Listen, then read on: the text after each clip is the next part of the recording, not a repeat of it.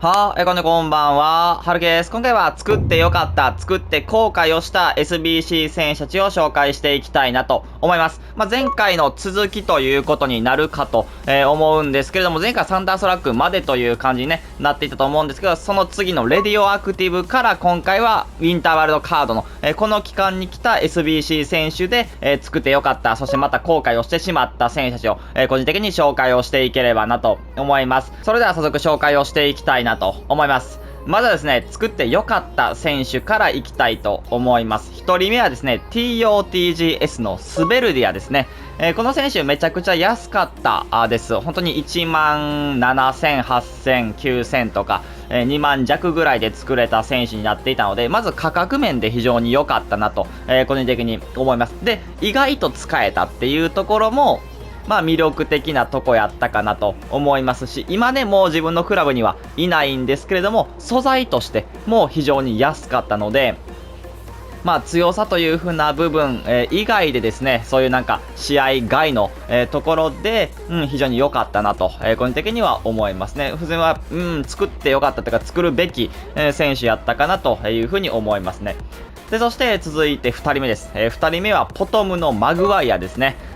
この選手本当になんか金のマグワイアからは想像できないほどに化けてましたね。特にペースが倍以上とか、なってたんで、そこが非常にセンターバックとして良かったのかなと思います。個人的にね、マグワイア使ってランク1、20連勝かな、もうできたので、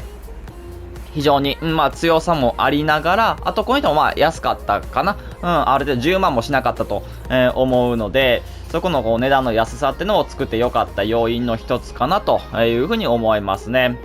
で、そして続いて3人目です。3人目はですね、ウィンターワールドカード、バロテッリですね。バロテリ今も自分は使ってはいるんですけれども、スパサブとして活躍を、してくれてます。値段は4万5000とか6000ぐらいの選手だったと思うんですけれども、非常にやっぱり強さがありますね。ドリブル99に、なったっていうことと、あとはスキルも5になったので、非常に ST としてでかいんだけれども、なんかちょっと小回りが効いたりとか、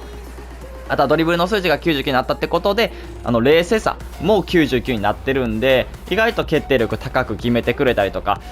するので、本当にね、なんか良かったな、作っといて良かったなっていうのは思いますし、あとは面白い、選手ですね。やっぱクリスマスイベントっていうことで、このダイナミックイメージ、画像の、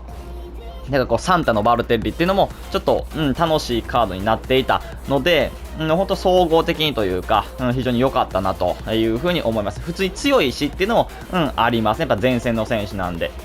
で、そして続いて4人目ですね。4人目はウィンターワールドカード、ハバーツですね。この選手はですね、LB に変更をされて、ちょっとどうなんかなっていう風に思ったんですけれども、非常に強かったですね。ペースはもちろん上がりましたし、もともと大きめな選手だったんで、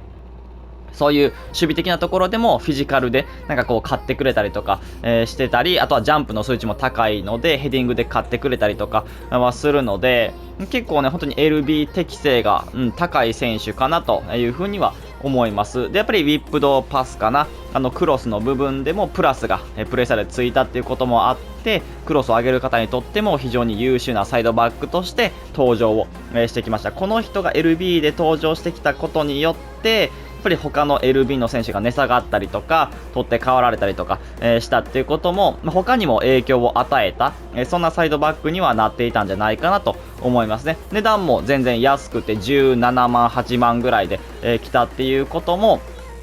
非常に良かったかなというふうに思いますね。プレミアだったら多分今の現環境ナンバーワンの LB になるんじゃないかと思いますし、全体の LB の中でもトップクラスになって出てきてたなというふうに思いますね。で、そして続いて作って後悔をしてしまった選手を紹介していきます。まずは1人目ですね。1人目はですね、レディオアクティブオバメヤンですね。オバメヤンどうかなっていう、値段はもちろん安かった10万ぐらいで、作れてて非常に良かった。値段の価格帯自体は良かったですし、後悔っていうほどじゃないのかもしれないですけど、個人的にはなんでそれ決められへんのとか、なんか ST として決定力がね、そこまで高くなかったっていうのが、個人的には残念なポイントやったかなと、いうふうに思いますね。で、意外と別にそんなに速くないっていう、なんかラピッドのプラスもついていて、ペースもね、あるんだけど、なんか遅いな、みたいなのがやっぱチラチラ、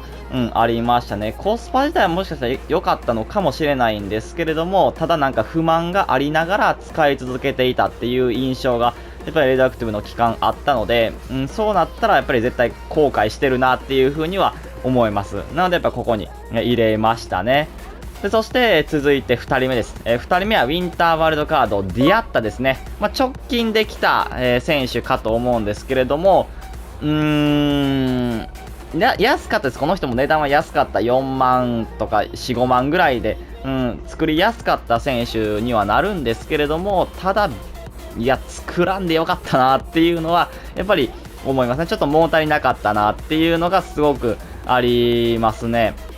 スパサブとしてだったら全然ね、ありだとは思うんですけど、ただ冷静さが低かったりとかはしますし、非常にこう、変わりが多くいてしまうようなカードが今のこの現環境で来たなという、そういう風に思いましたね。理不尽さっていうのも、ペースの部分ではね、早いなって思うことは、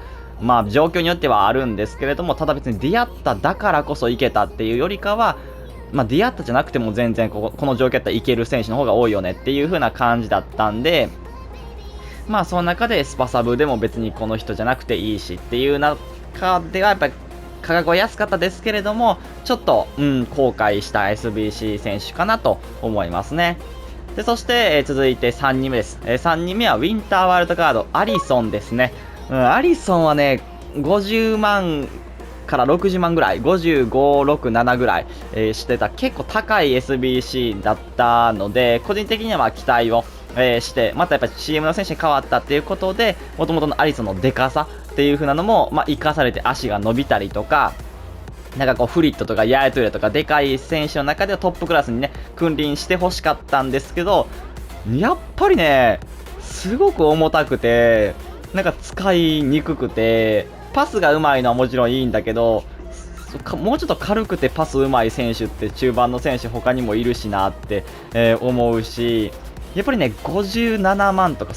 高いなって思います。やっぱそれだったら金のプテジャス30万ちょっとで買える選手の方が断然強いし、あとはもちろん守備能力、高さっていうのはね、バランスよく CM のせいになったんで、守備値も高くなって出てきたんですけど、